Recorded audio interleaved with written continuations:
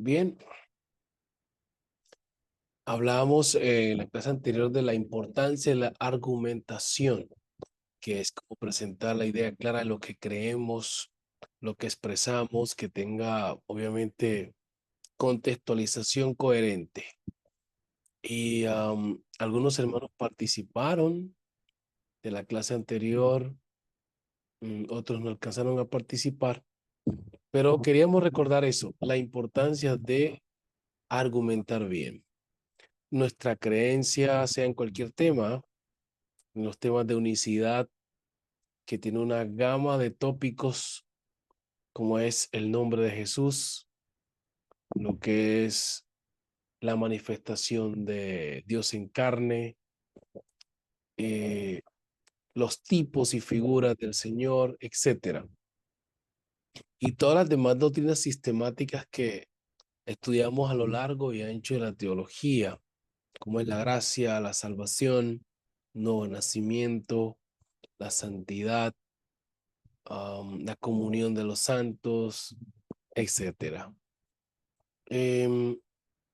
Vamos a esperar entonces que voy a hacer una pregunta y al mismo tiempo nuestro hermano me argumenta, los hermanos que van a participar, me van a argumentar.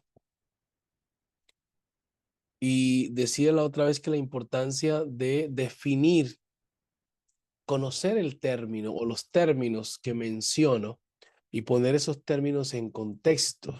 Eso nos va a permitir saber de qué hablamos y por qué hablamos. Una de las cosas que nos va a permitir a nosotros ser fuertes en la argumentación es eso, conocer la etimología de la frase. Hablábamos de la semántica, que estudia el significado de las palabras, y la etimología estudia la raíz de la palabra, es decir, viene del griego, del latín, etcétera.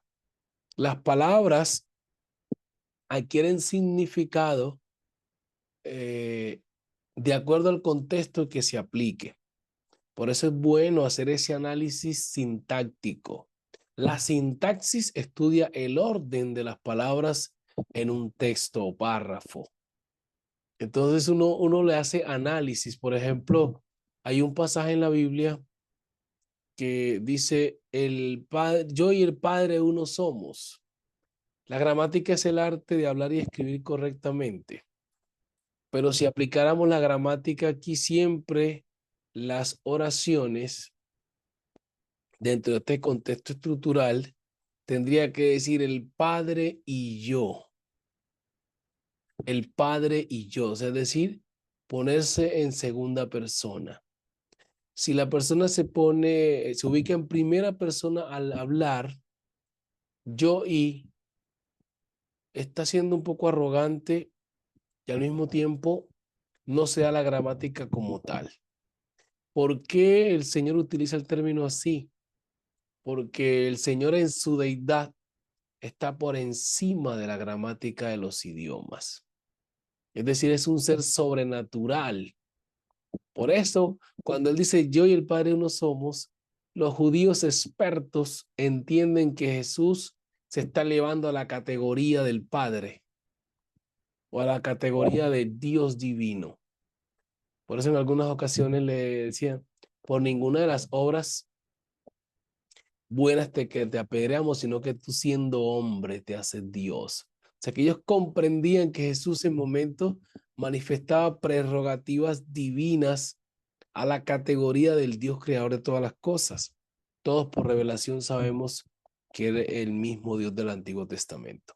Esto como premisa para argumentar. Qué importante, qué bueno saber argumentar o presentar nuestras creencias, nuestras temáticas dentro de la iglesia y fuera de la misma. Vamos a empezar con el hermano Milton Cuevas. Hermano Milton Cuevas, hemos visto geografía bíblica, hemos visto lo que es la introducción a la teología, hemos visto también historia de la iglesia, muchos tópicos. Dígame cuál de las materias que hemos hablado aquí, usted recuerda más, que usted diga, oh, no, esta me apasionó y me entregué más a ella. Cuénteme. Amén, hermano. Dios le bendiga. Amén. Pido mil disculpas, no puedo poner mi cámara porque estoy en el turno de la noche, hermano. Y No se estoy preocupe, no se en el preocupe. puesto. Eh, bueno, de verdad es medio difícil poder elegir las materias, pero Ujú. hay lo que es la teología sistemática de la unicidad de Dios, pero también en lo último lo que abarcamos en la soteriología. ¿Sí? Soteriología, Me exacto. impactó de Ajá. una manera muy especial y de mucha bendición en lo personal, ¿no? Porque ahí estamos hablando de muchísimas ramas de donde Jesucristo debe ser el centro, el asunto en todas las cosas. Amén, Y ahí se amén. conjuntan todas las doctrinas incluyendo el pecado, la Ujú. doctrina de la resurrección, de la comunión, la doctrina del bautismo, de la santificación, etcétera, etcétera. Amén, Y amén. de verdad que esa es la que me impactó mucho a mí, porque hoy en día en nuestra congregación nos falta aplicar esas doctrinas como lo estipula eh, teológicamente por medio de la palabra de Dios. Nos falta más comunión, nos falta más ese sentir para que la iglesia vaya creciendo, vaya prosperando y de esa manera mantenernos bien arraigados y fundamentados en estas doctrinas, porque los mismos que practican la palabra no tienen ese conocimiento ampliado acerca de a qué se basa esta materia. ¿Sí? Nuestra Amén. vida debe ser cristocéntrica en todo tiempo, en todo momento, no solamente en nuestras congregaciones, sino donde quiera que nos encontremos. Amén, Y amén. esta materia, hermano, ha sido de mucha bendición para mí lo que puedo aportar en estas pocas palabras. Gracias, mi hermano Milton. Muy bien, excelente. ¿Usted de dónde me dijo que era, mi hermano? Efectivamente, hermano, de acá del Ecuador, provincia Coca Orellana. Amén, gloria a Dios, gloria a Dios. Muy bien, luego que se permeó bien esta materia. Excelente. Como estamos en la parte argumentativa, vamos analizando la manera como comentamos, como expresamos lo aprendido durante este recorrido de estudio en este Instituto de Defensores del Nombre. Y como docente quiero cerciorarme la evolución y desarrollo de aprendizaje de cada uno de vosotros y al mismo tiempo cómo pueden presentar. Estaba mirando en la clase anterior que tienen una buena argumentación. Escuchamos al hermano Oscar, excelente. Escuchamos, no sé si también si al hermano Omar. Estaba escuchando a varios en la exposición. Entonces vamos a continuar. Escuché también al hermano Jorge Agustín. Bueno, el hermano Luis Mario tenía unos, creo que unas varias clases que no lo veía, o dos o tres. Aunque la hermana Sarita me comentó que tenía ciertos inconvenientes. Vamos con nuestro hermano Darwin Flores. Dígame una de las materias que usted diga, oiga, no sé, me impactó esta y estudié bastante de aquí y quiero argumentar aquí en 2 minutos los conocimientos aprendidos de esa materia. Ajá. Dios le bendiga a mi pastor. Amén, Bendiciones amén. para todos. Mil disculpas, no estaba en clase porque acá en Ecuador la luz viene y se va y es un poquito difícil. Justo al tiempo de dar las clases, pues se nos va la luz. Mil Entiendo, disculpas. Amén. entiendo, mi hermano, amén. Entiendo. Amén, mi pastor. Sobre las clases, mi pastor, lo que siempre me ha llamado la atención es la parte de la soteriología, la Ajá. parte del viejo hombre. Gracias al Señor me ha dado la oportunidad de poder estudiar un poquito más sobre la salvación y me llama mucho la atención porque es el principal desarrollo, pues poder expresarle a la persona, pues, la condición que se encuentra hoy en día. Es lo que más me impacta, mi pastor, y me llama mucho la atención. Muy bien, excelente, Gracias. excelente, hermano Darwin. Muy Gracias, mi bien. pastor. Amén. Vamos bien, vamos bien. Versátiles, versátiles. Hermano Dani Paus, ¿me escucha? Amén, mi hermano. Dios le bendiga. una de las materias estudiadas durante el estudio, la que usted diga, me encantó esta y quiero argumentar sobre ella lo aprendido. Amén, mi hermano. Dios le bendiga nuevamente. Amén. Bueno, todas las asignaturas o materias que nosotros hemos podido venir viendo a través de estos 2 años, todas han sido muy interesantes y han ayudado al desarrollo espiritual de nuestra vida, pero en la que quisiera aportar un poco o recordar un poco es historia de la iglesia, Amén. algo que verdaderamente nos enfatiza o nos ayuda a recordar todo el proceso que ha pasado la iglesia primitiva, la iglesia apostólica del nombre a través de toda la historia, desde el Amén. momento de su surgimiento hasta la época actual que nosotros estamos. La historia de la iglesia se divide principalmente en 3 partes, lo que es la antigua, la medieval y la moderna. Lo que es la antigua, desde, desde el primer siglo al siglo sexto, que es por el año 600, la medieval, que está del año 600 a 1517, con lo que es la reforma y la contrarreforma, con Martín Lutero, y también lo que se dieron los concilios ahí. Y lo que es del año, perdón, desde el siglo XV hasta la edad que nosotros estamos, es la etapa moderna, donde se da el surgimiento de la etapa pentecostal o el surgimiento del nombre como una organización como tal, con William Seymour, entre otros grandes varones de Dios que dieron surgimiento al movimiento pentecostal, el avivamiento en la calle Azusa, todo eso que pudimos ver en Historia de la Iglesia, los 7 eventos importantes, lo que es el Sacro Imperio Romano, que es la mezcla de la religión con la política, que el que le dio finalidad a eso fue Napoleón Bonaparte, que eran más de 1000 años que había estado el Sacro Imperio. Y todo eso pues hemos venido viendo desde el surgimiento, lo que es la supervivencia de la iglesia y la expansión como tal. Esto sería todo, mi hermano. Dios le bendiga. Amén, amén. Gracias, hermano Dani. Excelente, sí, señor. Hemos absorbido bien la información. Lo más importante de este aprendizaje es que nos pueda permitir el desarrollo, avance en nuestra relación con Dios y que podamos también compartir estos conocimientos con otras personas. Vamos ahora donde el hermano Joe San Martín, también un aporte respecto a una doctrina o materia de las que hemos estudiado. Bendiciones, no sé si me logran escuchar. Perfecto, perfecto, sí. Bueno, bendiciones, Dios les bendiga. Se me quemaron mis apuntes.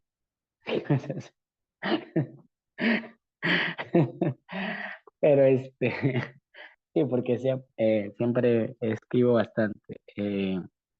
Yo diría que dos, claro, todas, igualmente que el hermano Dani, pero dos pues principales fueron las que más me captaron la atención, que fue la de geografía, en el sentido de poder conocer la importancia de los lugares, de cómo surgieron y el origen, ¿no? En el caso pues de la gente de color y todo esto, me gustó muchísimo. Y segundo, pues en la historia, ya lo digo el hermano Dani, desde pues el periodo de los emperadores, estudios de emperadores que hubo, el desarrollo posterior a Constantino, de los concilios, que entre los pentecostales del nombre solamente hablamos del concilio de Nicea y el constantinoplano, pero hubieron otros 6 importantes y lastimosamente no le hacemos énfasis a ellos, sabiendo que el último de ellos fue que resurgió, ¿no? La idea de adorar a los santos. Posteriormente, como ya lo dijo el hermano, lo del Sacro Imperio, eh, el helenismo, la filosofía griega, Aristóteles, Platón, todo lo que, toda la influencia que ellos tuvieron en el cristianismo. Posteriormente, pues, el desarrollo de la reforma, bueno, antes de que eso se hiciera, las cruzadas, todo eso creo que, claro, de mi parte, pues reforzar para aprendérmelo más de memoria y saber, porque pues quien no conoce la historia, como dijo alguien, está destinada a repetir. Entonces, Dios los bendiga y me alegro mucho de verdad de haber aprendido. Amén, amén, hermano yo de San Martín. Gracias por ese aporte. Bueno, como dice el hermano, eso a veces duele, la pérdida de nuestros apuntes. Yo a veces viajando de un lugar a otro, he perdido información en el disco duro del computador y uno se queda como que, uy, Dios mío. Una ocasión me puse a hacer unos estudios que demoré como 7 años y el disco duro se me quemó. No pude recuperar nada. Ahí lo tengo el disco duro, pero voy a mirar cómo hago, si puedo recuperar algo, pero uno se queda como que hoy tengo información ahí importantísima. Pero lo importante es que se Bueno, nos queda algo. Ajá. eh, yo tenía 5 discos duros, Wow. 4 de 320 y 2 de 500. Uy, Eh, hermano. Tremendo, tremendo. Es, de eso es lo que, como le digo a mi esposa, de repente, bueno, sí, lo material, pero me duele mucho haber invertido yo tanto tiempo, tantos años, y tenía pues muchas cosas, entonces, y Sí, bueno, sí, listo. es tremendo.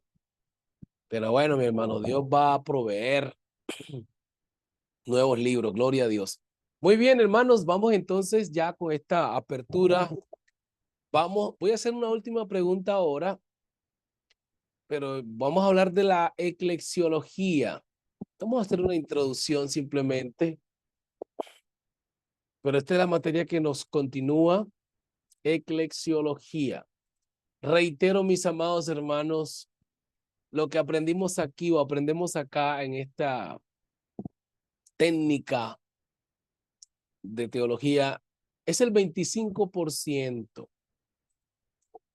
25%. Usted le pone el 75% haciendo apuntes, repaso, compartiendo con otras personas.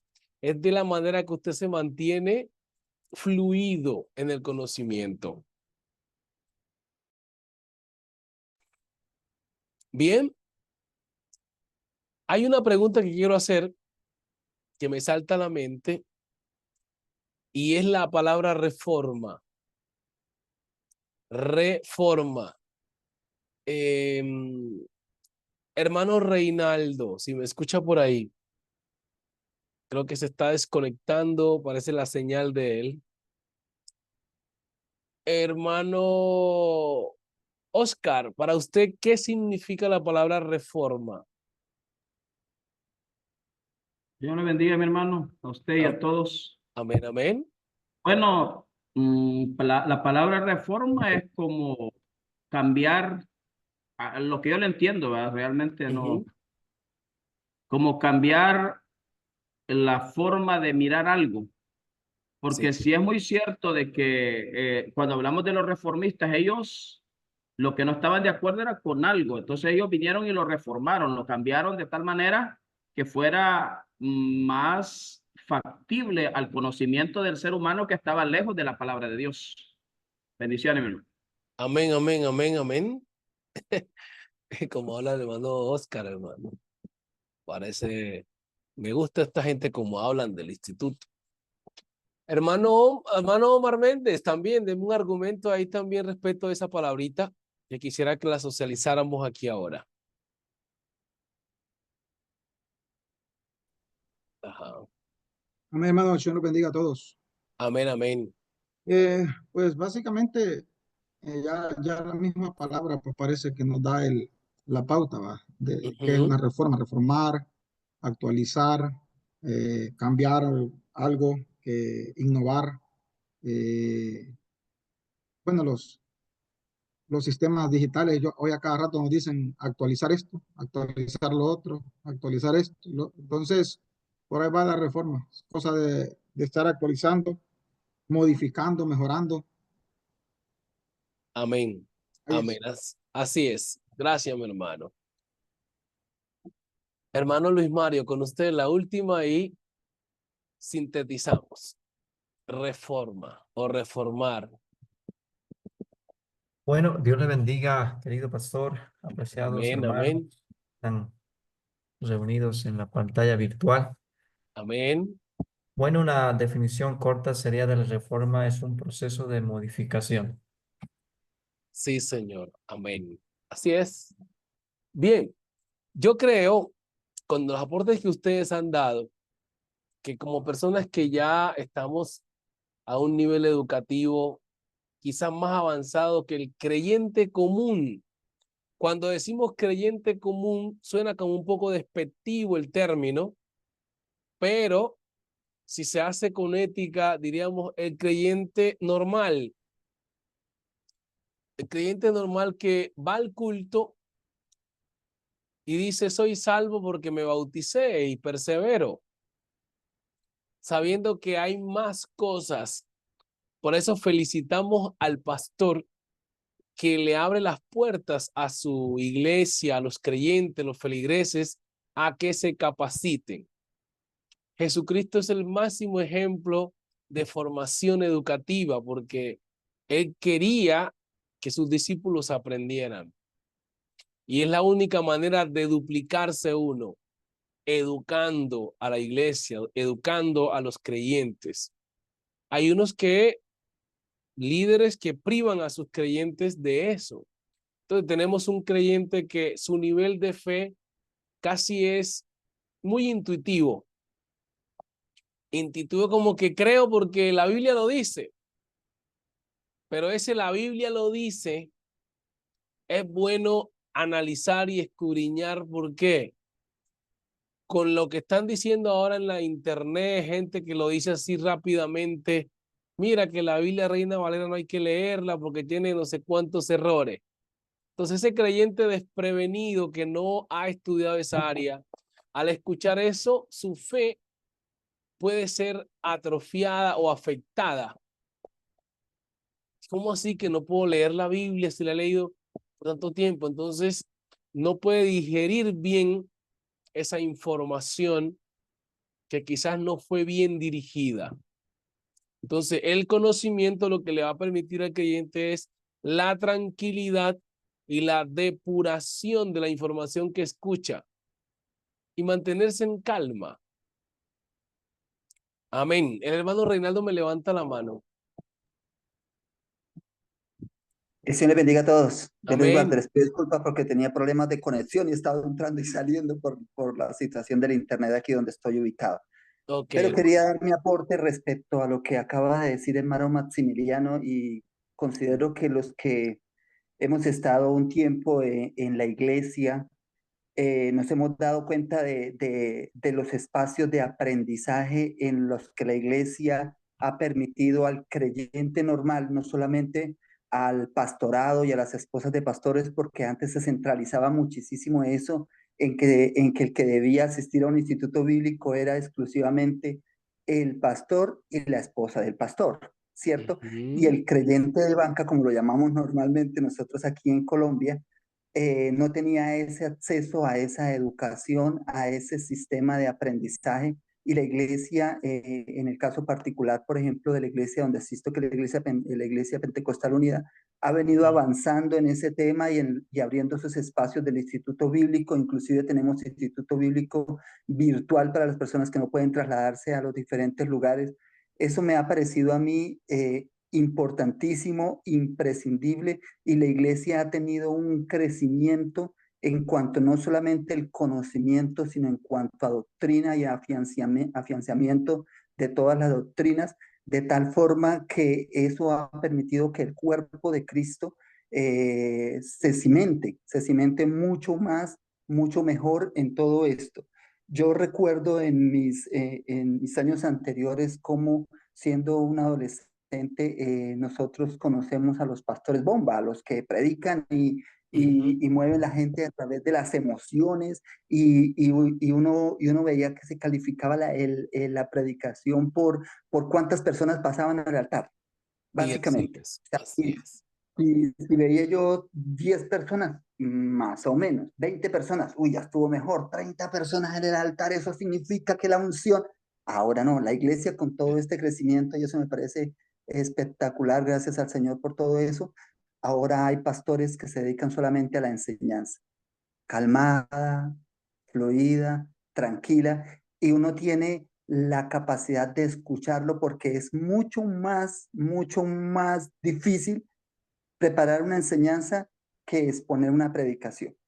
Porque para la enseñanza se requieren espacios como este, el Instituto Bíblico, donde uno tiene que estudiar, desmenuzar muy bien el versículo que va a estudiar, trazar muy bien el mensaje y calmadamente poder enseñar a los creyentes para que si surgen preguntas uno tenga la autoridad y el conocimiento de poder dar esa enseñanza de una manera que realmente esté basada en la palabra de Dios. Entonces quería dar mi aporte respecto a esto. Yo agradezco al Señor por el Instituto Bíblico en el cual estamos, porque, hermano Maximiliano, no porque sea usted el maestro, pero usted desmenuza muy bien la escritura, la explica de una manera clara, precisa, concisa y permite, que es lo más importante también, permite las preguntas para que todos los conocimientos queden claros. Yo estoy muy satisfecho, realmente se lo digo, con el instituto porque he aprendido muchas cosas valiosas para mi formación cristiana y para el crecimiento de mi liderazgo dentro de la iglesia. Dios les bendiga. Amén, amén. Gracias, hermano, por la motivación, porque eso nos ayuda a seguir dando lo mejor para la gloria del Señor. Yo veo que, o sea, yo también estoy satisfecho.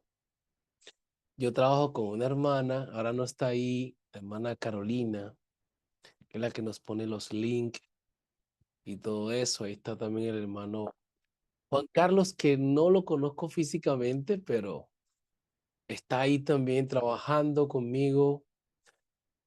Y recuerden que nosotros este instituto le estamos dando forma. Miren que lo que hablaron ustedes ahorita de la reforma. La reforma. Las instituciones se crean y se les va dando la forma y la solidez con el tiempo.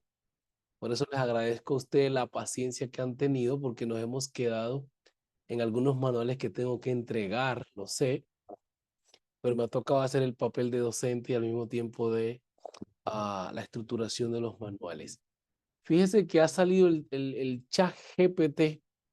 A veces me dicen que lo use, pero no sé, me he quedado un poquito a la antigua en el sentido de que me gusta observar y saber qué le voy a entregar al estudiante, que yo mismo lo he depurado, lo he observado, digo, esto les va a servir para su vida cristiana y, en fin, no está mal usar las herramientas digitales que están ahora, no está mal, pero sí gastarle un buen tiempo depurando, porque la mayoría de información está el concepto católico y el trinitario, que son parecidos en cuanto a estos eruditos.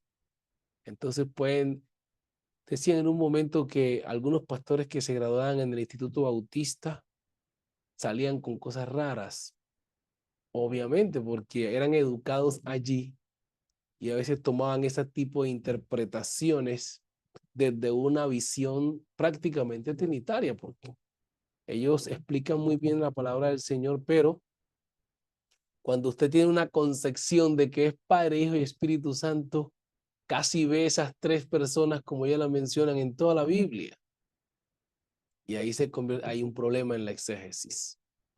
Pero bien, hablando de la eclesiología, que me parece un tema bien interesante, vamos a procurar ser bien didácticos.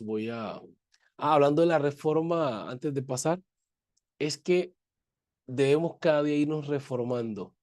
Lo que decía el hermano Reinaldo, la iglesia pentecostal se ha ido reformando en la parte educativa y han tenido el avance. Porque cuando yo entré, obviamente, lo que el hermano dice, no había esa fomentación a educarse, a estudiar. Antes bien, prácticamente se ponían límites para ello. Hoy hay ventanas abiertas. Eso es una reforma muy buena que le han hecho a la organización. Aplaudible. Bien, voy a poner un versículo que vamos a estar leyendo. Hermano Jorge Agustín nos va a leer en 1 Corintios 1:2. Primera Corintios 1:2.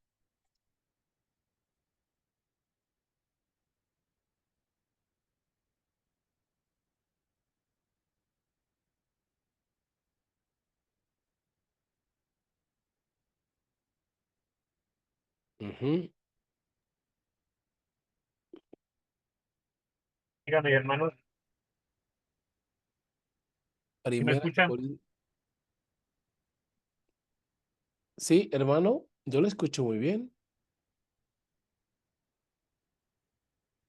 Sí. Hello. Primera de Corintios 1:2. Sí, ¿Me primera. escuchan? Sí, ajá. Bueno, dice la palabra de Primera Corintios capítulo 1, versículo 2. A la iglesia de Dios que está en Corinto, a los santificados en Cristo Jesús, llamados a ser santos, con todos los que en cualquier lugar invocan el nombre de nuestro Señor Jesucristo, Señor de ellos y nuestro. Continúo. Amén, ahí nomás. Vamos ahora Amén. aquí a esta palabrita, eclesiología, dice. La eclesiología es la parte de la teología cristiana que dedica su estudio al papel que desempeña la iglesia como comunidad o entidad orgánica y a la comprensión de lo que la iglesia significa. Su papel en la salvación, que es soteriología, lo que estábamos hablando, su origen, o sea, dónde nació la iglesia, cuándo nació, su relación con Jesucristo, con el Jesucristo histórico, su disciplina y su destino. ¿Qué es la eclesiología bíblica? La eclesiología bíblica es el estudio sistemático a través del Nuevo Testamento acerca de la doctrina de la iglesia. Dentro del campo de estudio de la eclesiología bíblica podemos encontrar los siguientes temas. Primero, el significado de la iglesia. Segundo, el propósito de la iglesia. El liderato de la iglesia. La membresía y el gobierno, entre otros puntos. Hermano Luis Mario, ayúdeme leyendo aquí lo que sigue. Amén, amén. La comprensión de estos temas es fundamentalmente importante, ya que a la luz de estos temas la Iglesia del Señor puede tener un enfoque correcto del por qué existe y al mismo tiempo puede vivir de acuerdo con los propósitos de Dios para ella. La doctrina de la eclesiología es fundamentalmente significativa, ya que en esta doctrina se observa la obra de Jesucristo con relación a la Iglesia. Unas de esas obras son las siguientes. Jesucristo la compró con su sangre, Hechos capítulo 20, versículo 28. Jesucristo murió por la iglesia. Jesucristo la ha amado de una manera sacrificial, Efesios 5, 25. Jesucristo la sustenta y la cuida, Efesios 5, 29. Además de estos elementos, la iglesia es la columna y baluarte de la verdad de Dios en la tierra. Ahí, Primera hasta Timoteo allí. 3:15. Vamos a leer como usted mismo, 1 Timoteo 3:15. El hermano Francisco Abad va a leer Hechos 20:28. Reinaldo va a leer Efesios 5:25. Y Jorge Agustín va a leer Efesios 5:29.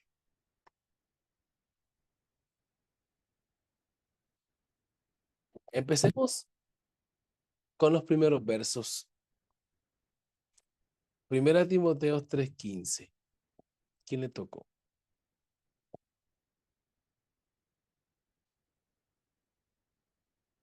Ajá. Bueno, Primera Timoteo 3:15 dice, pastor, Sí. para que si tardo sepas cómo debes conducirte en la casa de Dios, que Ujú. es la iglesia del Dios viviente, columna y baluarte de la verdad. Amén. O sea, la iglesia tiene un propósito y el propósito es presentar la verdad. Y esa verdad es Cristo. San Juan 14:6 lo dice, Jesucristo dijo, yo soy el camino, la verdad y la vida. Pero esa verdad que es Cristo es se enseña a través de una doctrina o doctrinas. Por eso es importante el conocimiento, porque el conocimiento le va a permitir a usted tener habilidades pedagógicas. Y las habilidades pedagógicas que necesita tanto el pastor como el líder de la iglesia es, como iglesia, ¿qué es lo primero que le debo enseñar a una persona que apenas va siendo integrante de la misma? Entonces dice, bueno, a él le tengo que hablar es principalmente de, ¿qué es la iglesia como tal? Bueno, la iglesia en definición es el cuerpo de Cristo. Pero una forma comparativa de la anatomía, como organismo vivo, es el cuerpo de Cristo y Cristo es la cabeza. Entonces, esto sería como lo primero a explicarle a una persona que apenas se integra a la iglesia, y esos son temas de eclesiología. Entonces, usted con estos conocimientos, usted sabe qué es lo que puede hablar con una persona principiante que ya está siendo parte de la iglesia y no tocarle otros temas como, ay, hermano, si usted supiera que aquí piden plata todo el tiempo. Porque hay gente que empieza a hablar de esos temas, ¿no? Ay, hermano, usted está con ese gozo ahorita, pero cuando empiece a escuchar lo que pasa acá adentro, o sea, el hermano ni siquiera ha entrado y lo estamos espantando por la falta de estos conocimientos. Si usted supiera que el pastor sus predican, la gente se duerme. Ahora que el hermano hablaba del predicador bomba y el que enseña, vivimos la época donde decíamos, ¿va a predicar el hermano fulano? No, hoy al culto no voy a ir. Bueno, a mí no me pasó eso, pero escuchaba personas que decían eso. No sé si a usted le pasó, que lleva buen tiempo en la iglesia. ¿Va a predicar la hermanita fulana? No, no, no. Dios mío, ¿por qué no pusieron a otro? ¿O va a cantar fulano? No, es que esos son desafinados, no tienen voz. Entonces, estos conocimientos nos permiten saber qué temáticas tocar, o sea, habilidades pedagógicas que nos ayuden a saber qué cosas debemos hablar con nuestros hermanos, sabiendo que tenemos una identidad, somos la iglesia de Cristo. Bien, vamos con el otro texto, otro versículo. Hermano Francisco. Amén, mi hermano. Me estaba acordando de que usted decía el otro día que en mi iglesia llegó un pastor y te va como 4 hojas, él era invitado, 4 o 5 hojas. Ya llevaba una hoja y ya era como 1 hora. Y yo digo, ay, Señor, me acordaba de usted. Amén, mi hermano. Vamos a leer Hechos 28. Vamos a lectura. 20:28. Dice, 20:28 dice la palabra, dice, por tanto, mirad, por vosotros y por todo el rebaño en que el Espíritu Santo os ha puesto por obispo para apacentar la iglesia del Señor, la cual él ganó con su propia sangre. Hasta ahí dice. Amén. Amén. Entonces aquí estamos identificando pues la iglesia. Entonces ya vimos la definición de lo que es la eclesiología. Pues la palabra eclesiología viene de una raíz griega. La etimología es que se divide en un prefijo y un sufijo. El prefijo eclesia, que traducido al castellano es iglesia. Pero ahora vamos a mirar, es porque los términos decíamos en la introducción que adquieren significado de acuerdo al contexto. Todas las palabras tienen un contexto histórico por el cual se originaron y tienen al mismo tiempo una asignación a un movimiento de algo. Ejemplo, una vez creo que expliqué con ustedes mismos, o no sé si cuántos del grupo anterior del año pasado, acerca de la palabra sincero o sincera. La inventaron los griegos. Y era que hacían unas casas y los constructores a veces esas casas se les hacían hendiduras. Y ellos por no volver a hacer el trabajo lo que hacían era ponerle una cera arriba y por dentro quedaba la hendidura. Perdónenme aquí, no sé si quieren que esté el micrófono. Ah, el hermano, ya lo quito. Muy bien. Y entonces algunos empezaron a darse cuenta de que estas casas se caían o se destruían rápido porque adentro tenían fisuras. Y era porque le ponían cera por encima y pues ocultaba esa fisura interna. Entonces, cuando alguien quería que le construyeran una casa duradera, le decía, mira, quiero que me construyas esta casa, pero sin cera. Sin cera, que no tenía nada por dentro defectuoso. Y miren el origen de la palabra, séame sincero. O sea, no traigas nada por dentro que me ocultes.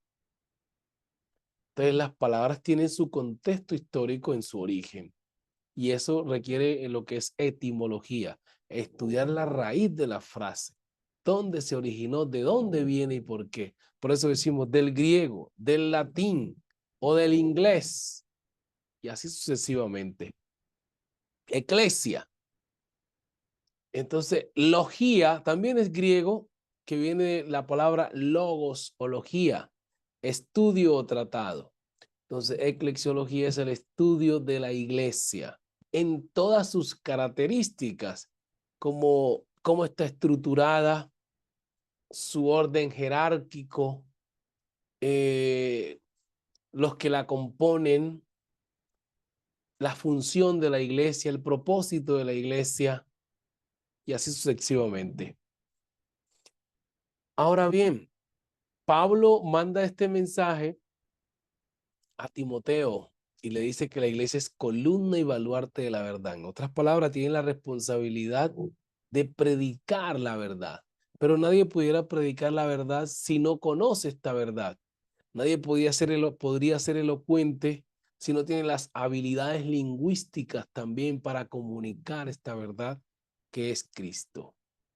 Entonces el mensaje de la iglesia debería ser cristocéntrico y debe ser cristocéntrico. Y en todo lo que requiere a Cristo Jesús. Bien, vamos con otro versículo. ¿A quién tocó otro versículo por ahí? Efesios 5:25, hermano más. Amén. Maridos, amad a vuestras mujeres, así como Cristo amó a la iglesia y se entregó a sí mismo por ella. Amén. Siga leyendo el otro versículo. Para santificarla, habiéndola purificado en el lavamiento del agua por la palabra, a Amén. fin de presentársela a sí mismo una iglesia gloriosa, que no tuviese mancha, ni arruga, ni cosa semejante, sino que fuese santa y sin mancha. Ahí hay un término de unicidad. Dice, a fin de presentársela a sí mismo. Si existiera otro mayor que Jesucristo, tendría que presentársela al mayor, al Padre. Pero dice que se la va a presentar a sí mismo. Son los roles que cumplió el Señor durante ese periodo salvífico de la humanidad. Cumplió ese rol de el que rescata, el redentor. Y dice que el propósito fue traerla, limpiarla, santificarla. O sea que la santificación diría que no es un estado. Algunos discuten que la santidad es un estado. No, la santidad es un proceso de evolución del creyente. Eso es la santidad, un proceso de evolución del creyente a medida que va conociendo a su Dios, a medida que se relaciona con su Dios. Obviamente el viejo hombre va muriendo con todos sus vicios y va naciendo uno semejante a aquel que murió, obviamente por nosotros. Entonces ahí es donde Pablo dice que el hombre interior se va renovando, se va limpiando, se va lavando, obviamente a través de la palabra del Señor. O sea, la palabra del Señor tiene una función tan poderosa en el creyente. A medida que conoce su palabra, el hombre se santifica, el hombre se transforma, adquiere fe, confianza, mejor relación con Dios. Por eso es bueno que como eclesiásticos comuniquemos la palabra. Amemos la palabra y que el currículo de la iglesia sea la palabra. Sencillamente. Vamos al último versículo. ¿Quién le tocó? Jorge Agustín, creo que fue. Amén, mi hermano. Versión 5:29. Sí. Sí, porque nadie aborreció jamás a su propia carne, sino que la sustenta y la cuida, como también Cristo a la iglesia. Amén. Entonces, observemos. La iglesia es un organismo vivo que está estructurado jerárquicamente. Y esa estructura, primeramente, dentro de esa jerarquía, Cristo es la cabeza, el líder, el dueño de la iglesia. Los pastores en la tierra son la máxima autoridad. Cristo en el cielo como la autoridad suprema de toda la iglesia. Pero los pastores como esa autoridad delegada del cielo para administrar la iglesia en la tierra. Y hay un versículo que leyó el hermano, creo que fue Luis Mario, acerca del rebaño. ¿Quién habló del rebaño? ¿Fue hermano Luis Mario? El versículo que le tocó, ¿cuál fue? El hermano Francisco. Lea nuevamente el versículo. Amén. Dice así, dice, por tanto mirad por vosotros y por todo el rebaño, en que el Espíritu Santo os ha puesto por obispo para apacentar. Ay. Vamos por palabra. El Espíritu Santo nos ha puesto por obispos y por ancianos, por líderes de la iglesia. ¿Qué más? El Espíritu Santo, dice el Espíritu Santo, os ha puesto por obispo para apacentar la iglesia del Señor, la cual él ganó por su propia sangre. Amén. Entonces, si usted nota, los pastores tienen una autoridad delegada del cielo. Vamos a entender aquí algo poderoso. Mire, la iglesia tiene un poder grandísimo como organismo vivo. La unción del Espíritu Santo. Por eso es que es necesario que un ministro sea ungido con el poder del Espíritu Santo, con la evidencia clara de hablar en otras lenguas. Y cuando, como dice la palabra, cuando 2 o 3 se reúnen, o sea, 2 o 3 hermanos que oren por un hermano y lo unjan para cumplir un ministerio dentro de la iglesia o fuera de ella como pastor, es una autoridad impartida. En ese mismo momento pueden ser impartidos dones espirituales sobre la persona, porque la iglesia tiene esa potestad delegada por el Señor. Porque el Espíritu vive en ella. Entonces, dice que nos comisionó para apacentar la grey del Señor, las ovejas del Señor. Cada miembro, pues obviamente sabemos que es una oveja, y es ahí donde la oveja debe entender estos elementos que el pastor tiene una autoridad grandísima para estar sujeto a él. Vamos a leer Hebreos 13:17. Hermano Dani Paus. Hebreos 13:17. Miren que Dios da un poder al pastor. A veces el pastor se siente como pobrecito. El pastor se siente sin autoridad porque le faltan los conocimientos eclesiásticos de esta temática. Hermano Dani. Ya, mi hermano. Hebreos 13:17.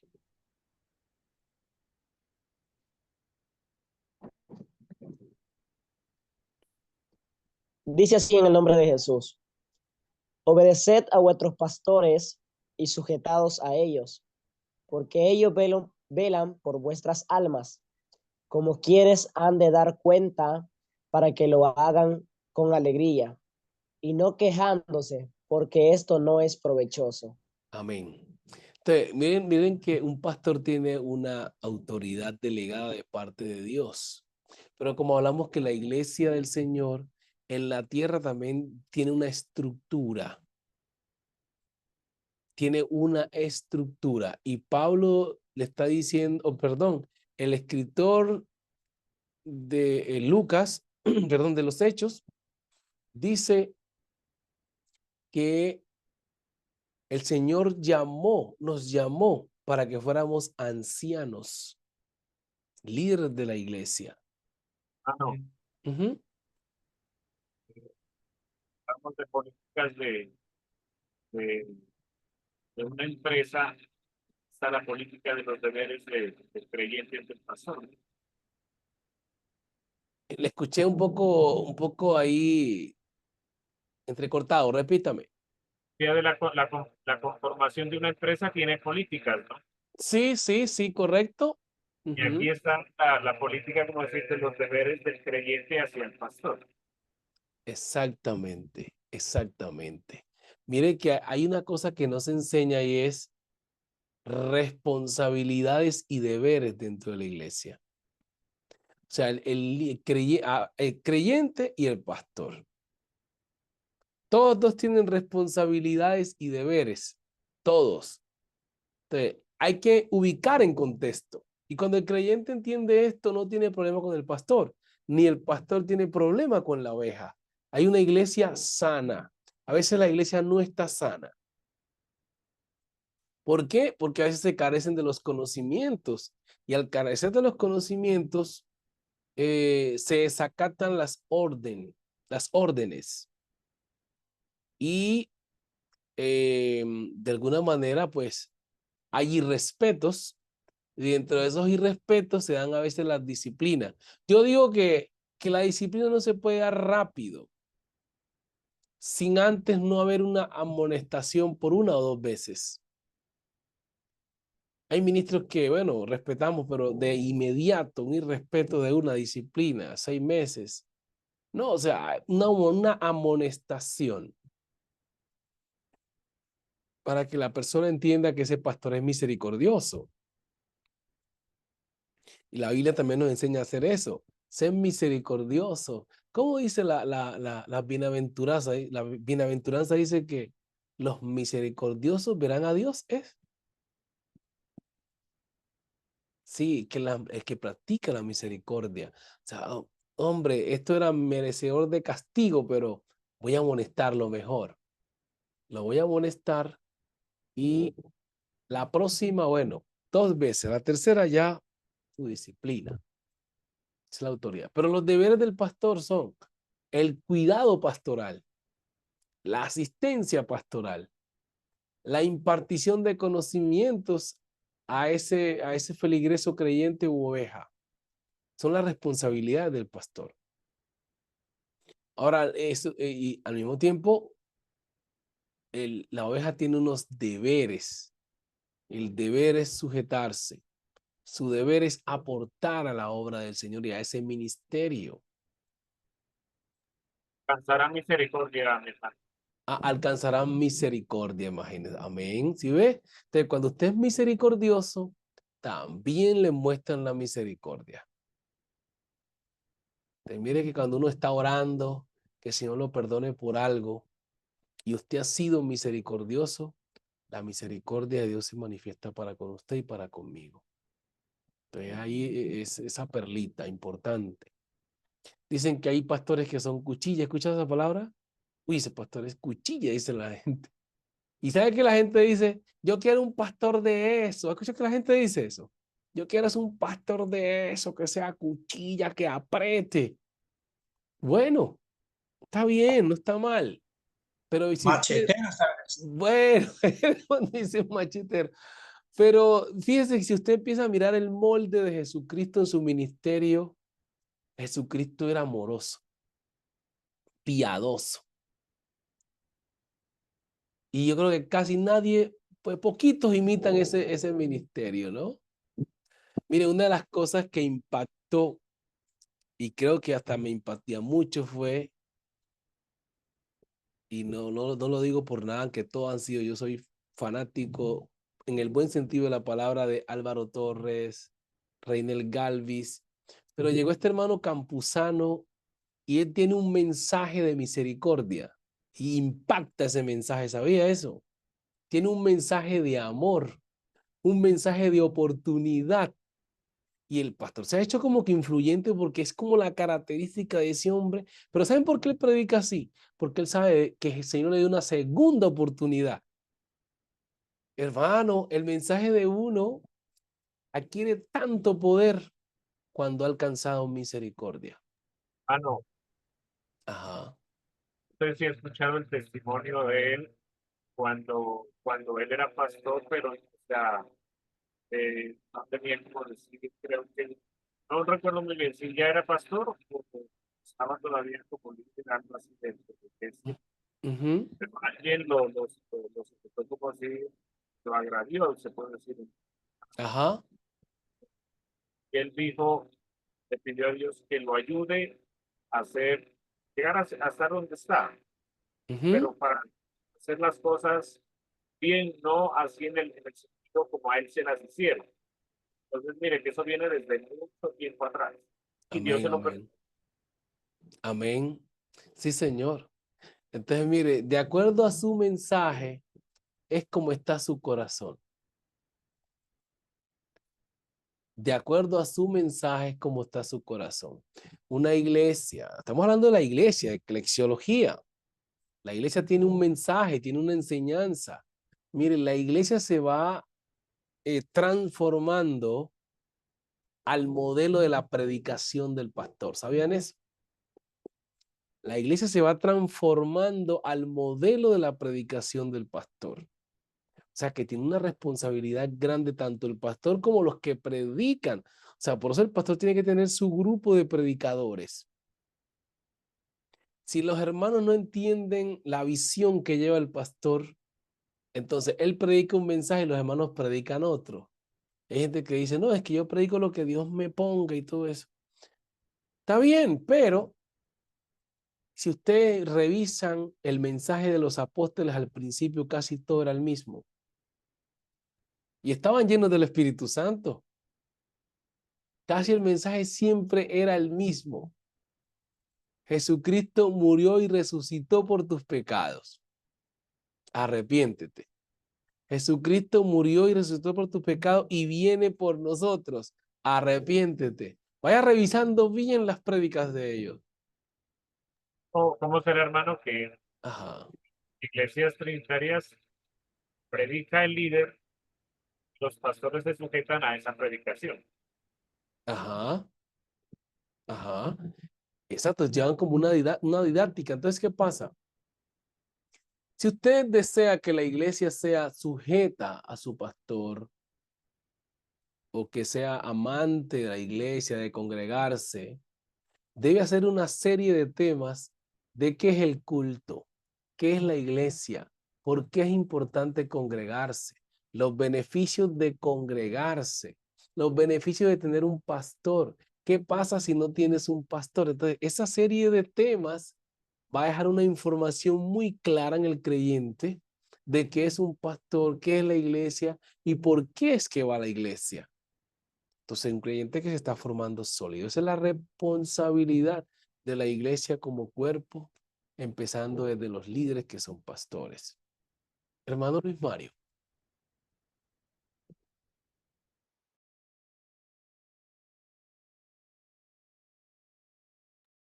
Hermano Luis Mario. Bien, disculpa, estaba anotando ahí el último, Ajá. la última sabiduría que sacó de sus labios. Amén, amén, gloria a Dios. Ajá. Bueno, pero voy a tener que reproducir otra vez el video para poder anotarlo porque es muy interesante lo que dijo, Amén. para que el creyente pueda valorar ya sea el pastor, todo eso, ¿no? Son temas muy Sí. interesantes. Pero el otro que lo quería yo hablar era lo siguiente, no sé si hasta qué punto es cierto. Yo escuchaba o analizaba también ese dicho de que no todos los hermanos tienen la capacidad de predicar, porque hay otros, pues, su predicación no va tanto de acuerdo a lo que quizás al modelo que quiere mostrar el pastor, sino va hacia otro lugar. Hay otros hermanos que en sí no tienen esa capacidad de desarrollar un mensaje, aunque sea pequeño, para la iglesia. Solo eso, pastor. Amén.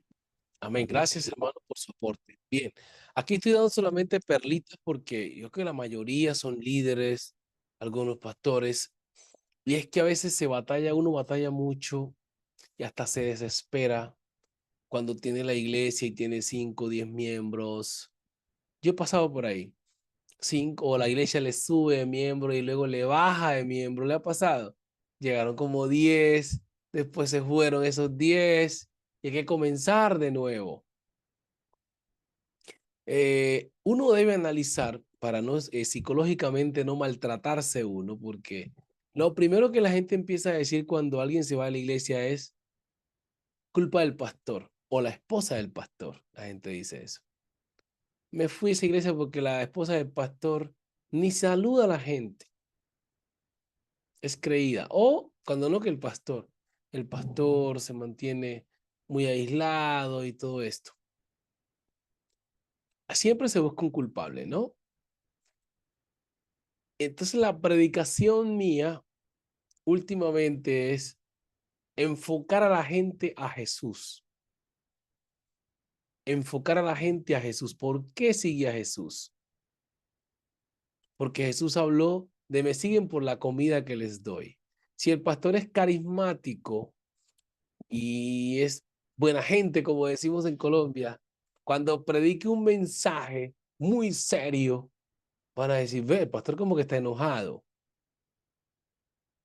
Entonces, es bueno tener una personalidad y tener un mensaje también. La personalidad y un mensaje.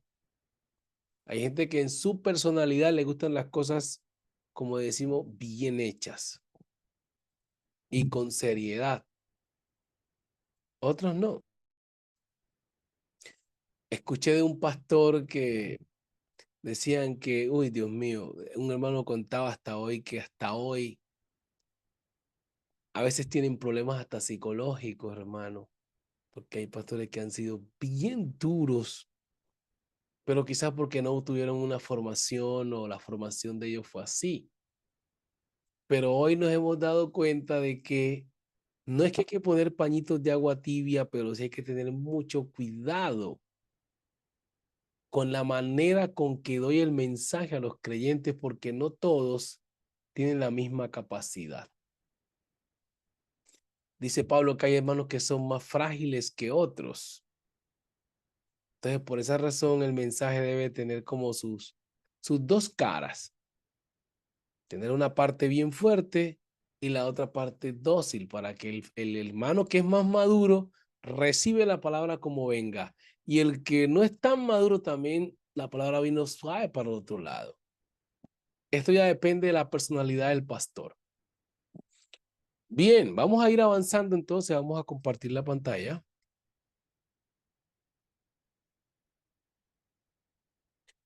Aquí vamos a leer entonces ahora, hermano Luis Mario, nuevamente.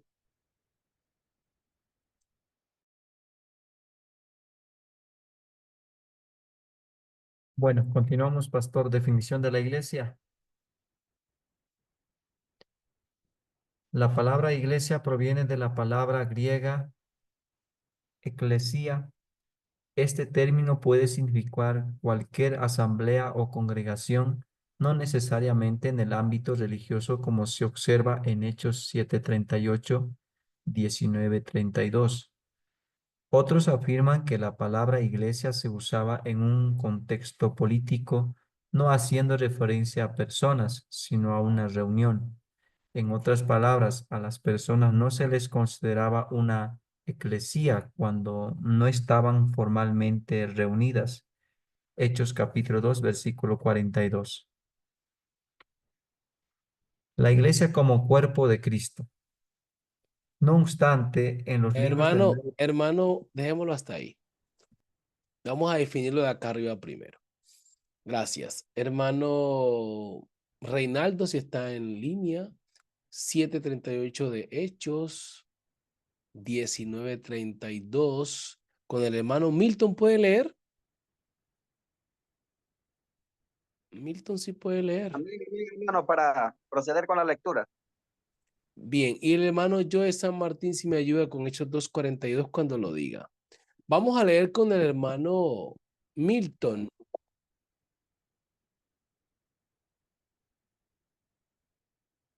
Hechos 7:38 y 19:32.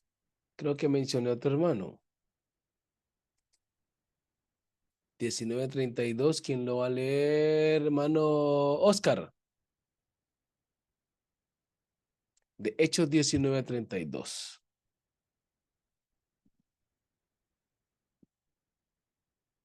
Hermano Milton, Hechos 7:38. Amén, Recordemos. hermano. Ajá. Hechos 7:38. Ajá. Vamos.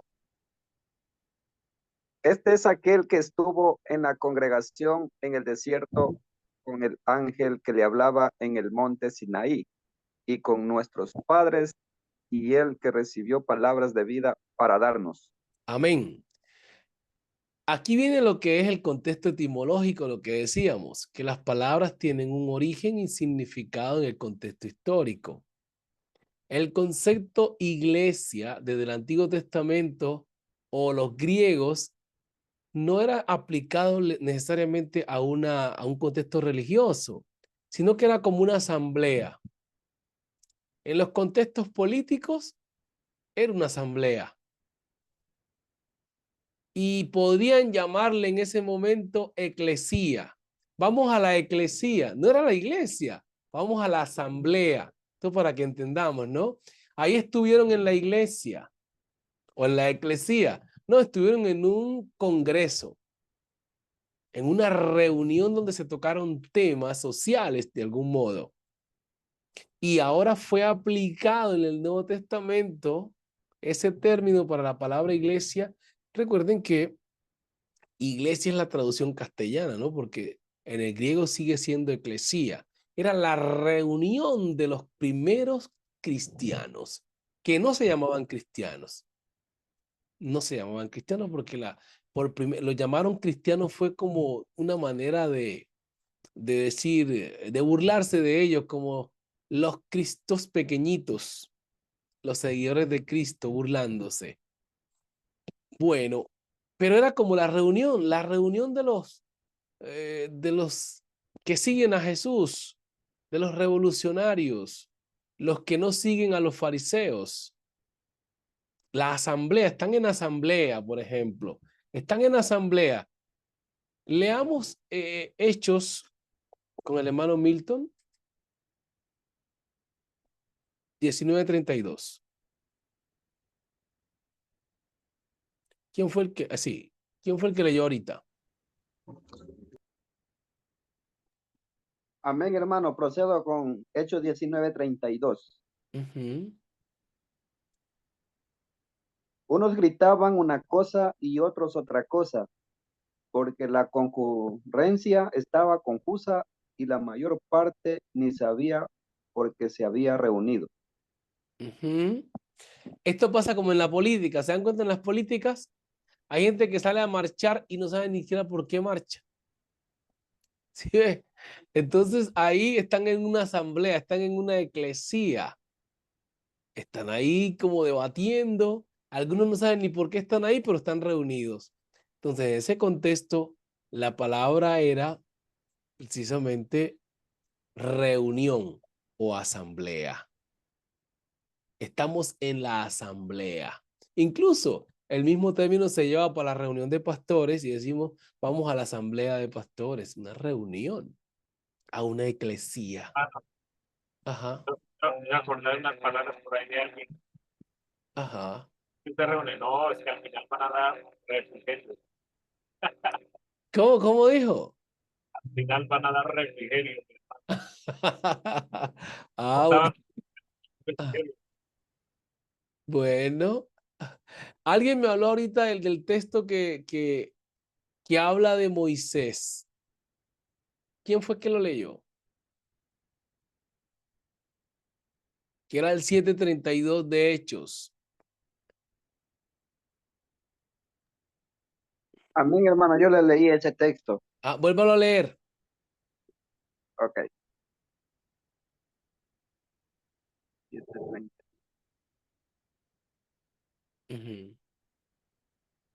Dice así la escritura: este es aquel que estuvo en la congregación en el desierto con el ángel que le hablaba en el monte Sinaí. Ahí, paremos ahí. ¿Y en qué congregación? ¿Cuál era la congregación que dice que estuvieron en el monte Sinaí? Era simplemente una reunión, no había congregación allá. Entonces, es para ir entendiendo el término, cómo se va aplicando en el desarrollo histórico en diferentes contextos. Por eso es que usted, como estudiante ya, persona que ya está a punto de graduarse, que se graduará mañana del instituto, ya no puede hablar como el creyente corriente o normal, como decíamos al inicio. Ya usted es académico. Ya usted busca la raíz de la palabra y el contexto en que se aplicó esta palabra.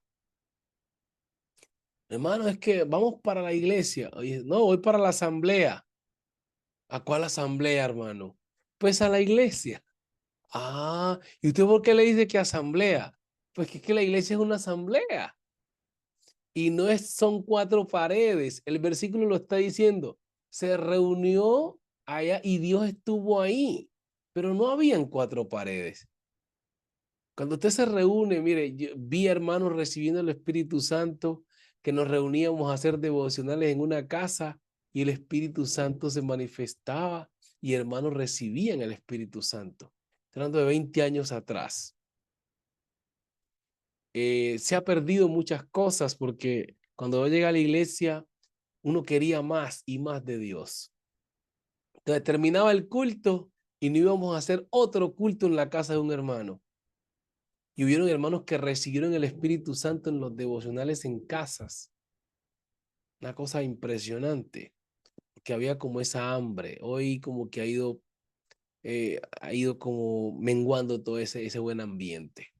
Entonces ahí sí hay que como hacer reformas y volver, como dice la palabra, a ese primer amor. Bien, en la asamblea, en la reunión. Esto para contextualizar simplemente la raíz etimológica. Se usaba en esos contextos, puede ser político o de reuniones. Hechos 2:42, yo de San Martín. Ya estamos en el Nuevo Testamento ahora. Y tenemos la iglesia. Pero no tienen templo ellos, pero son la iglesia. Hay gente que se preocupa porque dicen, no, yo no soy una iglesia porque no tengo un templo. Bueno, aquí le estamos explicando que usted puede estar debajo de un árbol con 10 hermanos, ya usted es una iglesia. Yo de San Martín, ¿me escucha?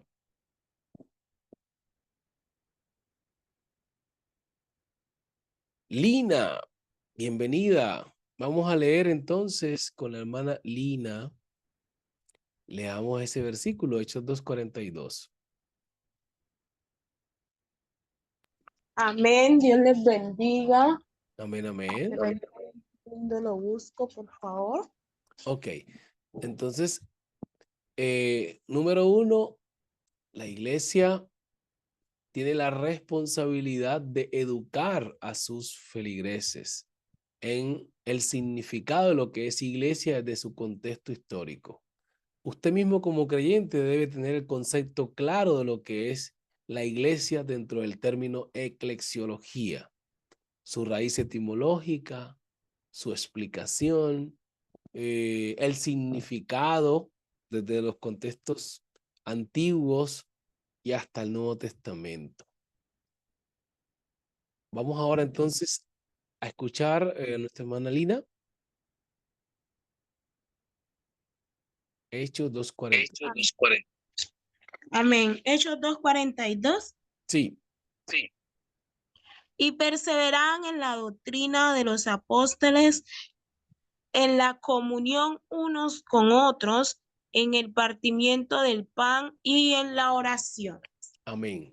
Si usted nota, ellos ahí eran una iglesia o no eran una iglesia, hermana Lina. Amén. Sí, señor. Pero no tenían un templo donde predicar. No, pero el templo no es la iglesia, sino el conjunto de las personas las cuales se reúnen para adorar a Dios. Muy bien, gracias. Entonces, hermano Francisco Abad, ¿cómo se le llamaba entonces, de acuerdo a lo que estamos explicando, a ese conjunto de personas, esa asamblea? En el término griego, ¿cómo se decía? Iglesia. Ah, sí, muy bien. Eclesia, así es. Eclesia. Entonces la palabra iglesia nace de ahí. ¿Y qué era eso de eclesia o eclesía, hermano Jorge Agustín? ¿Me repite la pregunta, por favor? ¿Qué era eso de eclesía o eclesia? ¿Qué era eso? La eclesia en el término griego, para nosotros, en nuestro idioma, significa lo que es la iglesia. La iglesia, pues, un hermano o una hermana, la reunión de personas. Por ejemplo, hoy en día no dice la iglesia, no mira la iglesia, la persona que no va a entender este término, va a decir, vamos a la iglesia, como decir al templo o a las paredes, por decir, a un lugar específico. Nosotros ya entendemos por la palabra, por sus enseñanzas, que no se trata del templo, sino de la reunión o de la cantidad de personas, sean pocas, altas, como vemos en la escritura, en el desierto, yo digo en el África, se reúne la iglesia debajo de un árbol. Amén. Amén. Así es. Así es. Muy bien. ¿Cuál sería entonces el máximo propósito de la iglesia, independientemente de la salvación? Hermano Alejandro, ¿cuál cree usted que sería el propósito de la iglesia, independientemente de la salvación, que es lo principal? Amén. Bueno, debemos de presentar a Cristo y predicar a Cristo como principal en todo momento. Excelente respuesta, sí, señor. Ese debe ser el propósito de la iglesia, presentar a Cristo como único y suficiente Salvador a las personas que no le han conocido. Pero Cristo es una doctrina. Por eso dice, perseveraban en la doctrina, ¿sí ves? En el partimiento del pan y la comunión los unos con los otros. Mire, cuando se pierde la comunión, se pierde santidad. Porque ese es uno de los ejes importantes. La palabra del Señor dice que el que no ama a su hermano puede perder la salvación. Pero usted ha notado que sí existe eso de excluir a un hermano. Un ejemplo, si el hermano Jorge Claro, hermano Oscar Claro, hermano Jorge Agustín son de diferentes iglesias, el solo hecho de yo decirle que no lo salude, ya estoy poniendo discrepancia que afecta a su salvación. Y a veces eso sucede. O no le habla al hermano Alejandro o al hermano Francisco porque es un rebelde. Hay que mirar qué es una rebeldía también, ¿no? Hay que observar qué es una rebeldía para denominar a una persona rebelde. Pero vuelvo y repito, el amor y la misericordia. Yo creo que ninguno de nosotros al hijo pródigo quizá le daríamos los privilegios que le dio el papá cuando regresó, que se malgastó todo. He escuchado, no sé si sea verdad, que una persona que se aparte queda vetado para salir al pastorado. En algunos contextos denominacionales, no sé. Una persona que estuvo descarriada y volvió a la iglesia, en algunos contextos denominacionales queda vetado para salir al pastorado. Depende de qué tan radical sea la congregación o la iglesia, ¿no? Sí, señor. Sí, señor. Entonces, son puntos donde la iglesia debería aplicar la misericordia, el amor y así sucesivamente, aunque alguien traduce estas actitudes como alcahuetería, si la palabra se puede decir. No, que aquí no admitimos alcahuetería y aquí tenemos, pero espérate, hay otros elementos que el Señor tiene en su doctrina, el amor, la reconciliación, la comunión, el perdón, la misericordia, entre otras más que hay. Está el hijo pródigo, mi hermano. Amén, amén, el hijo pródigo, correcto. Entonces la iglesia tiene esta principal función, presentar a Cristo, y Cristo tiene todos los elementos que necesita el ser humano para ser feliz. Y voy a ir terminando, que la iglesia como institución tiene una función de labor social. La iglesia como institución tiene una función de labor social. Hay un varón que ha llenado la iglesia en 4 años, tiene como 100 y más hermanos, pastor, y es porque hace mucha labor social. Aplique todos los métodos que usted pueda para ganar las almas. Aplíquelos. La gente dice, no, aplíquelos de entrada. O sea, no los deje todo el tiempo. Si usted reparte comida, reparta comida, pero no lo haga todo el tiempo. Hágalo mientras la gente se convierte y se bautiza. Así como Jesucristo hizo. Vamos a ver ahora qué pasa en esta segunda etapa, dijo Jesucristo.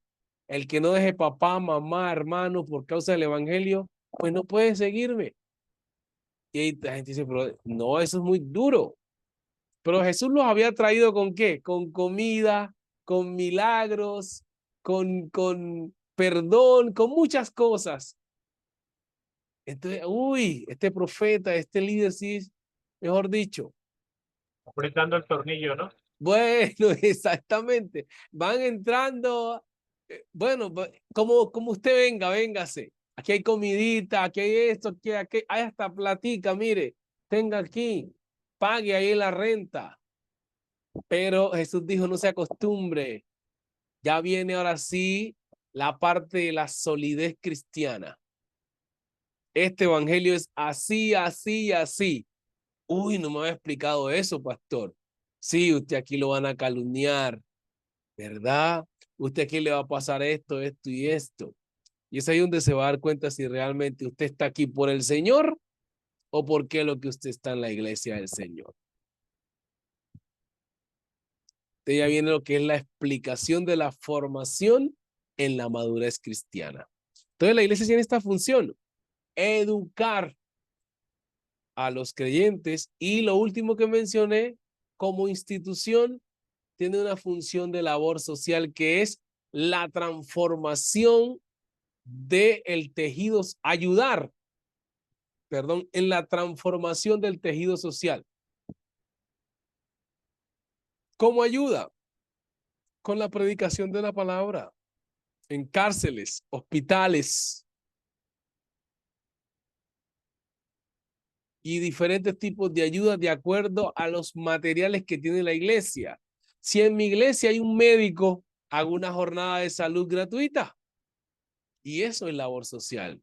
Si en mi iglesia tengo un psicólogo o psicóloga, voy a hacer una jornada de terapias conductuales gratuitas. Y eso es labor social. Y la iglesia está haciéndose presente. Y por medio de esas metodologías, hay personas que van a escuchar la palabra del Señor. Si en la iglesia tengo como un docente, un maestro, vamos a enseñarle a leer a los hermanos que no saben leer. ¿Sí? Vamos a sacar un grupo y vamos a enseñarles a que aprendan a leer. Labor social. Entonces, hay una transformación con esa función. Ajá, pregunta. Pregunta. Tengo o hay una en la congregación. Hermano Jorge, creo que se le bajó la voz, que no lo escucho muy bien. Le decía, pastor, que en mi congregación hay una hermana que es psicóloga. Ajá. Creo que ya está terminando, o ya terminó, no sé. Andaba con ella, he hablado como 2 veces que tengo la oportunidad. O sea, como haciendo una pregunta, ¿se me entiende? He escuchado unas psicólogas acá que están en la iglesia, pero toman el tema de la psicología también, o sea, profundizan en lo que es la doctrina, o sea, como quien dice, a la persona le van dando psicología, pero también le van enseñando fundamentos de, se puede decir, de una persona en Cristo. ¿Sí? Pero lo que me Sí. dice esta hermana es que si yo no puedo ir a tratar un paciente, hablar lo que es literalmente psicología o hablarle doctrina. Ella dice que no las une, por decirlo así. O sea, me parece, no sé, en mi punto de ver, me parece como contradictorio. No sé, ¿usted qué piensa en ese sentido? Bien, bueno, yo tengo unos pacientes, Ah, yo tengo unos pacientes y uno aunque no quiera se le sale el Cristo, como dicen los viejitos, se me puso el Cristo en la boca. No quería, pero se me puso ahí. O sea, cuando uno está lleno del Señor, aunque intente no poner a Jesús, lo pone. No sé si les ha pasado. Usted está como profesional en su temática. Y yo siempre le digo a las personas, mira, le estoy dando esta orientación, yo sé que te va a ayudar mucho, pero al final, quien hace la obra en ti es Jesucristo. Entonces yo les dejo al Cristo ahí de una. Ay, me ayudó el psicólogo, pero ya no dije que era Cristo el que oraba más en todo eso que estaba hablando. Entonces, le estoy dando una terapia, pero al mismo tiempo le estoy presentando a Cristo. O sea, no le hablo tanto del Señor, pero sí le muestro al Señor. Le pongo la curiosidad. O sea, sí se tiene que combinar. Al menos yo soy un psicólogo bíblico. Combino la psicología con la palabra del Señor. Cualquier cosita que estoy hablando estoy hablando de una persona. Mira que tuvimos una persona en la Biblia que tuvo estos problemas y Dios lo restauró. Y tú también puedes ser restaurada porque creemos que el Señor Jesús, y bueno, ahí estamos haciendo psicología, pero presentando a Cristo. ahí cuando muchos pastores dicen, no, pues es que el psicólogo es Jesucristo. Entonces, o sea, por eso es que yo tengo como esa vaina y te digo, bueno, pero ¿por qué la hermana? O sea, yo sé que no se quiere salir de su rama, ¿no? Está bien, pero pues ya no estamos, o sea, ya no va a estar tratando con una persona que esté totalmente secular, sería un poquito diferente. Pero aún así, yo por lo menos a veces no puedo hablar con cualquier persona, ¿no? Amén. Mire que hay un versículo en No, Proverbios. la doctrina. Hay un versículo en Proverbios que habla de psicología. Varios. Dice, creo que es el 22. Tal es el pensamiento del hombre en su corazón. Eso es él. Hay otro pasaje que es el del Salmo de Asaf. No sé si es 72 o 71. Él dice que mirando la prosperidad de los impíos, ¿no sé si lo han leído alguno? Dice que casi se desliza, por poquito me deslizo, él escribe el Salmo. Hay tres, me parece, no sé. Búsquelo a ver. Salmo 72 o 73, no sé. Salmo de Asaf.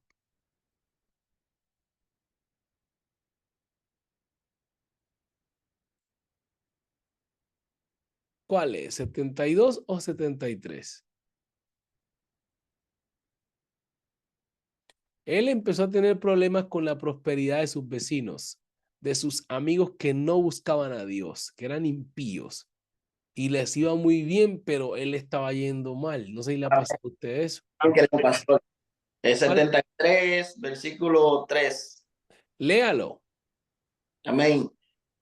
Dice, porque porque tuve envidia de los arrogantes, viendo la prosperidad de los impíos. Ujú. La palabra envidia es una patología psicológica, o la envidia es una patología psicológica que se manifiesta en un ente o persona a causa de la frustración de que otra persona tiene algo que en su momento esta persona deseó tenerlo, pero por negligencia él no lo tiene. Entonces se produce una especie como de celos, que se traduce a envidia. Ahora bien, dice que él tuvo envidia de eso, o sea, yo quiero tener esto, quiero tener esta vida que tiene esta gente. Siga leyendo. Eso es psicología. Disculpa, regreso al versículo 2 que dice, en cuanto a mí, casi se me deslizaron mis pies, por poco resbalan mis pasos. Entonces ahora sigue el 3, porque tuve envidia de los arrogantes, viendo la prosperidad de los impíos, porque no tienen congoja por su muerte, pues su vigor está entero. No pasan trabajo como los otros morales, ni son azotados como los demás hombres. Amén. Si usted nota, hay una reflexión que está haciendo Asaph. Fíjese que hay la psicología tiene muchas ramas. Está la psicología conductual y la psicología conductual cognitiva. La psicología conductual estudia al ser por medio de la observación y la terapia se da entre el diálogo del paciente y el psicólogo, donde el terapeuta le hace preguntas al paciente y de acuerdo a la respuesta que va dando el paciente, él va evaluando a su paciente. ¿Qué es lo que realmente tiene?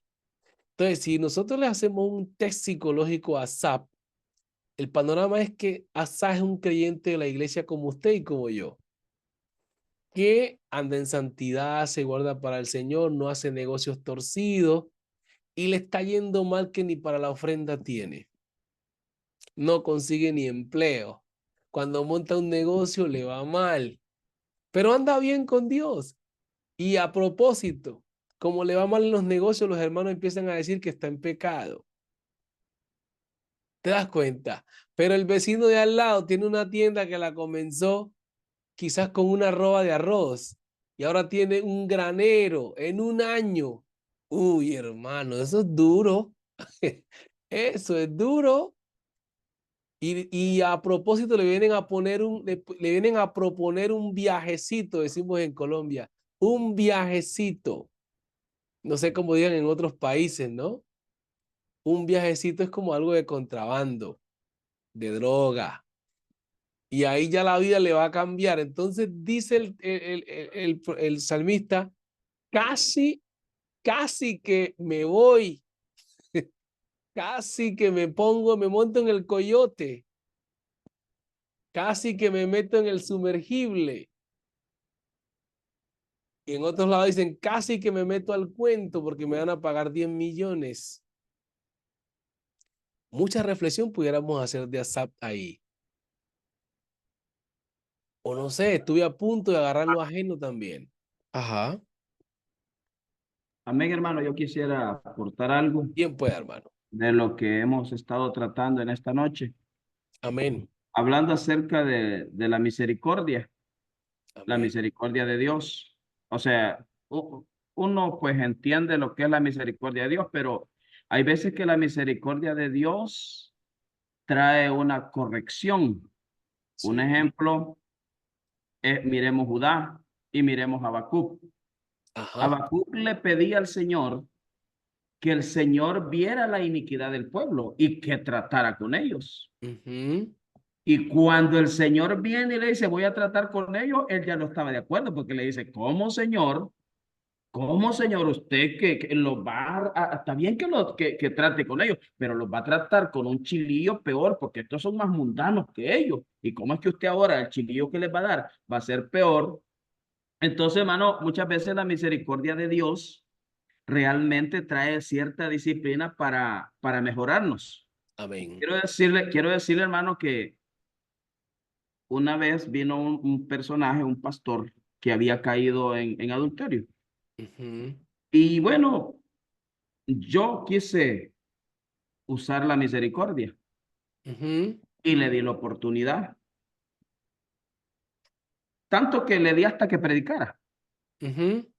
Bien, pero al principio el hombre se portó bien, pero poco a poco él fue como tratando la manera o hacerse un lugar él Mm.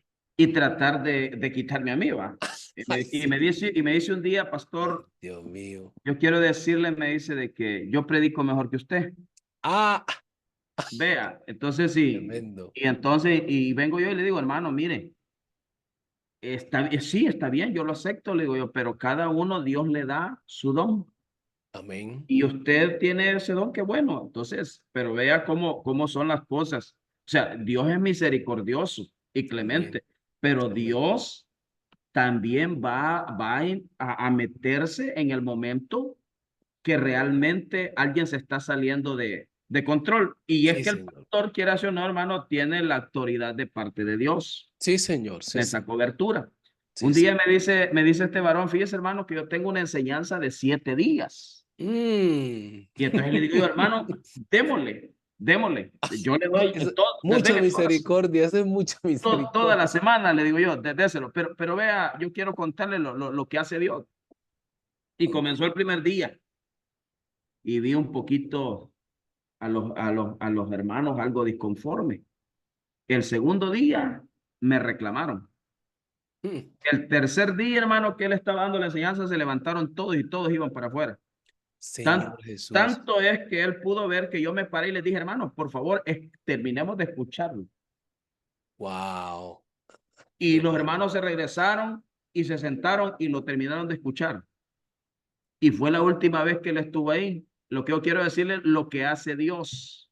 Sí, señor. Y vio el respaldo de Dios, que aún la gente, los hermanos, obedecieron a mi palabra. Ajá. Entonces, Amén. Sí, muchas señor. veces, hermano, usar de misericordia es buenísimo, pero hay que tener mucha cautela, Sí. porque este varón me hizo mucho daño a mí, tanto Wow. que muchos hermanos de la iglesia se fueron y me hizo un daño no solo robándome cosas de la iglesia, sino que fue difícil la situación dentro de la iglesia misma. Mm. Entonces, hermano, uno viendo que es cierto que uno hay que restaurar y Dios no lo ha mandado a juzgar a uno, sino a levantar al caído, pero Ujú. hay que tener mucha precaución, quiera o no, hay que pedirle mucho al Señor que le dé la capacidad a uno para que en estos casos uno sepa actuar y uno siempre tenga el respaldo del Señor Jesús. Eso quería, hermano, comentarle acerca de que hay que tener mucho cuidado con la misericordia del Señor, porque realmente muchas veces la gente se aprovecha y piensa que puede hacer algo cuando muchas veces no entendemos lo que es la obra del Señor. El respaldo de Dios al pastor es grande y siempre va a estar con él. Y eso, hermano, pues quería yo comentárselo, porque es bien importante, hermano, que nosotros entendamos que en todo hay que tener bastante prudencia, ¿verdad? Amén. Prudencia o sea, hay que ir soltando, pero no totalmente. Y me encantó lo que usted decía, que uno tiene que tener amor al predicar, y eso nos ayuda a nosotros a que en cierta manera peguemos el golpe, pero también tengamos el suavizador Sí, amén. porque no podemos ser tan frágiles siempre, sino que hay Ujú. momentos que tenemos que ser duros, pero a la vez hay que darle vuelta a la tortilla para que Ah, se cosa bien cabal y el pueblo del Señor amén. quede bendecido, mi hermano. Bendiciones. Amén, amén, hermano Oscar. Así es. Gloria a Dios. Estamos aprendiendo porque miren lo que el testimonio que usted da. Usted sí tuvo mucha misericordia. 7 días le pidió. Es más, se ofreció. Se ofreció. Una cosa que aprendí yo no sé, en esa parte sí le agradezco a los formadores de la IPU cuando estuve, era que Dios te pone la gracia. Dios te pone la gracia y te dicen, hermano, predica. Pero no se ofrezca, me decían a mí, no se ofrezca. Y mire aquí, lo querían sacar al pastor. Eso es tremendo. Entonces, usted usó la misericordia y él no la aprovechó. No aprovechó la misericordia, hay que aprovecharla. Tremendo. Hay muchos testimonios de eso, pero ya tenemos estos minutitos para alguna pregunta, algo que quieran decir. Hermano, frente a lo que dice el hermano Oscar, yo veo también que eso pasa también en líderes, o sea, porque el pastor se ha visto casos que, por decir, elige un líder, de pronto el líder no tenga, por decir, las habilidades que tiene otro, Ujú. y entonces, o sea, el liderato lo tiene, por decir, el hermano quien fue elegido, pero viene otro y son los humos, y el ego y dice, bueno, no, es que yo hago mejor eso, y yo tengo más conocimiento que tanto de tal. Pero pues al que lo eligió el pastor, y no solamente el pastor, sino la voluntad del Señor, pues están en manos. Lo he visto acá en la congregación y en otros lados también. He encontrado como historias de ese sentido. De lo que le pasó al hermano Oscar, pasa también en cuanto a líderes, porque hay hermanos que se creen, pues, qué bien que sepan, ¿no? Pero como dice uno, debe ser humilde. Puedo Amén. saber, pero pues yo no voy a llegar a lo que es mi líder a pasar por encima de él. Pues si él lo admite, qué bien, pero si no, pues otra ocasión será. Pero hay personas que no usan esta situación de humildad, sino que tratan de ir como jugando, pasando por encima. Y eso es muy delicado. Eso es Cuanto cierto. a uno como creyente, pues uno debe dar testimonio. Y si hoy no me eligieron como líder, estoy bajo un líder, pues así mismo debe ser mejor. Ya que él me diga, no, usted tiene conocimiento, haga tal cosa, pues es muy diferente. Ujú. Así es, amén, amén, así es. Hay que, como decimos, filtrar ese tipo de personas que vamos a realizar misericordia. Son historias que a uno lo dejan. Me pasó algo similar y, y era de su tierra, hermano Oscar, yo del Salvador. Y yo digo, bueno, se me llevaron unas buenas personas de la iglesia, como unas 8. Pero yo digo, perdió él porque lo veo que anda por ahí. A mí sí me tocó enfrentarlo porque se fue hablando mal. Entonces sí me tocó sentarme y decirle, que me está sacando en cara. Y dije, no, a usted lo traje, lo ayudé. Y aún se fue y nunca dije nada malo de usted. Pero ahora vengo a enfrentarlo porque usted sí me está queriendo dejar mal frente a personas que le estoy predicando. No, que yo no he dicho eso. Te dije a la persona, mire, este hermano que está aquí, el hermano dice que está cayendo trueno o que no escucha bien. Ya. Este hermano que está aquí me dijo que quería que aclararan este punto y me tocó hacerlo con mucho amor y respeto, pero hacerlo porque hay personas que no aprovechan esa misericordia. ¿Quién era una persona que estaba prácticamente divorciándose? Y aún así yo no le dije nada a la congregación y lo puse a predicar para que los hermanos le den su ofrendita, sus cosas. Y entonces, eso uno aplica misericordia, pero no la aprovechan. Así que, hermano, bueno, estamos en la materia de eclesiología. Vamos a aprender muchas cosas con respecto a la iglesia, la membresía, algunos problemas que se presentan dentro de la iglesia también, el tema de lo que es las denominaciones, organizaciones que se dan y a veces se dan como las discrepancias y tiene mucho que ver con ideologías, no por doctrina, sino ideología.